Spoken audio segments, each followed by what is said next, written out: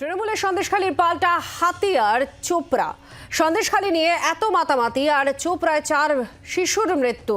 চোপড়ায় BJP CPM কংগ্রেসের প্রতিনিধি দল যায়নি। রাজ্যপালের কাছে বিজেপি গেলে 24 ঘন্টায় যান সন্দেশখালী। চোপড়ায় আর এবারও যাননি রাজ্যপাল তোপভিষেকের সূত্র মারফত আমরা জানতে পারছি। এবং বিজেপির রাজ্য সভাপতি সুকান্ত মজুমদার পা পিছলে পড়ে গেলেন, এই প্রসঙ্গও তিনি তুলে ধরেছেন। প্রবীর আমাদের সঙ্গে রয়েছেন, আমাদের প্রতিনিধি। প্রবীর, ঠিক কি বললেন অভিষেক বন্দ্যোপাধ্যায় এই মর্মে? দেখো, আজকে ভার্চুয়াল বৈঠকে যেটা জানা যাচ্ছে যে সন্দেশখালী নিয়ে সরব হয়েছেন অভিষেক বন্দ্যোপাধ্যায়। যে সন্দেশখালী নিয়ে মাতামাতি হচ্ছে, অথচ চোপড়ায় 4 জন শিশু তারা নিহত হলেন, তাদের ক্ষেত্রে সেক্ষেত্রে কিন্তু কোনো ব্যবস্থা নেওয়া হচ্ছে না। এবং রাজ্যপালের ভূমিকা নিয়েও কার্যত ক্ষোভ প্রকাশ করেছেন অভিষেক। সেখানে তিনি বলেছেন, যেটা জানা যাচ্ছে যে সন্দেশখালীতে রাজ্যপাল চলে গেলেন, বিজেপি প্রতিনিধি দল যেখানে ওনার কাছে গিয়ে কোনো অভিযোগ করলেই সেখানে তিনি চলে যান। তৃণমূল কংগ্রেসের প্রতিনিধি দল গিয়ে চোপড়া নিয়ে অভিযোগ জানালেন, কিন্তু রাজ্যপাল সেখানে গেলেন না। এবং পাশাপাশি সুকান্ত মজুমদার তিনি পা পিছলে পড়ে গেলেন। সেখানে দাঁড়িয়ে স্বাধিকার ভঙ্গের নোটিশ পাঠানো হলো ডিএমএসপিদের। অথচ এই অভিষেক বন্দ্যোপাধ্যায় মহুয়া মৈত্র, বীরবাহা হাসদাদের যখন দিল্লির বুকে কৃষি ভবনে পুলিশ নির্যাতন করলো, মহিলাদের উপর গায়ে হাত দিল, অত্যাচার করেছে কার্যত, সেখানে কিন্তু স্বাধিকার ভঙ্গের কোনো নোটিশ বা সেখানে কিন্তু স্বাধিকার ভঙ্গের কোনো বিষয় এলো না। কেন, তারাও তো সংসদ, অভিষেক সংসদ, মহুয়া মৈত্র সংসদ, সেক্ষেত্রে কিন্তু লোকসভা কোনো ব্যবস্থা নিল না। সুকান্ত মজুমদারের ক্ষেত্রে স্বাধিকার ভঙ্গের নোটিশ পাঠানো হলো। কার্যত সন্দেশখালী নিয়ে আজকে এইভাবেই ক্ষোভ প্রকাশ করেছেন অভিষেক। আর প্রবীর, সেক্ষেত্রে এই প্রসঙ্গ যেমন উল্লেখ করেছেন, কি করা হতে পারে, কি করতে পারে তৃণমূল কংগ্রেস ক্ষেত্রে, এই নিয়ে কিছু বলা হয়েছে? দেখো, চোপড়া নিয়ে তৃণমূল কংগ্রেস ইতিমধ্যেই সরব। চোপড়া নিয়ে তারা রাজ্যপালের কাছে গেছেন, চোপড়া নিয়ে প্রতিদিনই তারা ক্ষোভ প্রকাশ করছেন। এবং সন্দেশখালী ইস্যুতে কিন্তু তৃণমূল কংগ্রেস তারা বারবারই বলেছেন যে প্রশাসন ব্যবস্থা নিয়েছে, প্রশাসন গ্রেপ্তার করেছে, দল সাসপেন্ড করেছে। সুতরাং আগামী দিনে যে চোপড়া ইস্যুতে তৃণমূল কংগ্রেস রাস্তায় থাকবে সেটা কিন্তু পরিষ্কার। ধন্যবাদ। প্রবীর চক্রবর্তী আমাদের প্রতিনিধির সঙ্গে ছিলেন। চোপড়ায় 4 শিশুর মৃত্যু এবং তা নিয়েও অভিষেক বন্দ্যোপাধ্যায় মুখ খুলেছেন।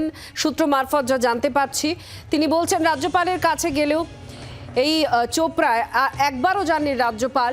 অভিষেক বন্দ্যোপাধ্যায় কথা বলেছেন, সূত্র মারফত আমরা যা জানতে পারছি।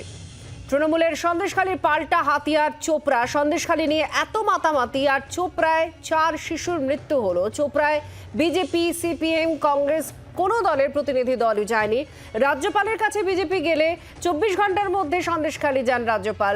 চোপড়ায় একবারও যাননি রাজ্যপাল। এই তোপ দেখেছেন অভিষেক বন্দ্যোপাধ্যায়, সূত্র মারফত আমরা জানতে পারছি। বিজেপি রাজ্য সভাপতি সুকান্ত মজুমদারও পা পিছলে পড়ে গেলেন। সুকান্তর জন্য সংসদে স্বাধিকার রক্ষা কমিটি ডেকে পাঠাচ্ছেন। তৃণমূলের বৈঠকে এ নিয়ে সরব হয়েছেন অভিষেক বন্দ্যোপাধ্যায়, এমনটাই সূত্রের খবর। শ্রমিক ভট্টাচার্য এই মুহূর্তে আমাদের সঙ্গে রয়েছেন, বিজেপি রাজ্য মুখপাত্র। শ্রমিকবাবু, কি বলবেন? চোপড়ায় 4 শিশুর মৃত্যু নিয়ে অভিষেক বন্দ্যোপাধ্যায় বলছেন যে কেউ তো গেল না চোপড়ায়, এমনকি রাজ্যপালও যাননি, যেখানে আপনারা রাজ্যপালের কাছে গেলেই সন্দেশখালী রাজ্যপাল 24 ঘন্টার মধ্যে চলে যাচ্ছেন। রাজ্যপাল কোথায় যাবেন কোথায় যাবেন না সেটা রাজ্যপালের বিষয়। আমি রাজ্যপালের প্রতিনিধি নই বা রাজভবনের মুখপত্র নই। আমরা মনে করি যে ঘটনা ঘটেছে সেটা হৃদয় বিদারক, মর্মান্তিক। কি করে এই ঘটনা ঘটলো, এই ঘটনার তদন্ত করা উচিত। পশ্চিমবঙ্গ সরকার যদি পারেন তো একজন সিটিং জাজকে দিয়ে তদন্তটা করান। কারণ যারাই এর জন্য যদি কারোর গাফিলতি থাকে, অপরাধী থাকে, তার একদম এ অপরাধ ক্ষমার অযোগ্য অপরাধ যদি সে তার মধ্যে যুক্ত থাকে। তো আমরাও এটা চাই, যেটা দেখা হোক। কিন্তু এটা নিয়ে শিশু মৃত্যু নিয়ে রাজনীতি, মৃতদেহ নিয়ে রাজনীতি, এটা আমার মনে হয় ওটা কাঙ্ক্ষিত নয়। এইগুলো পরিবার, শোকসন্তপ্ত পরিবারকে আরো ব্যতিব্যস্ত করে তোলা হচ্ছে। আর সন্দেশখালী ঘটনার আঙ্গিক সম্পূর্ণ ভিন্ন।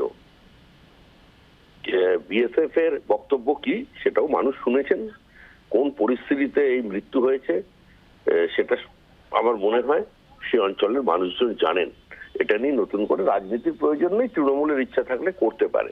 আমরাও বলছি এই ঘটনায় যদি কারোর গাফিলতি থাকে কঠোর শাস্তি তার হওয়া উচিত। ক্ষমার অযোগ্য অপরাধ যদি কারোর গাফিলতির কারণে এই ধরনের মায়ের কোল খালি হয়ে থাকে। ধন্যবাদ শ্রমিকবাবু। বাংলার আওয়াজ, বাঙালির আবেগ, জি 24 ঘন্টা।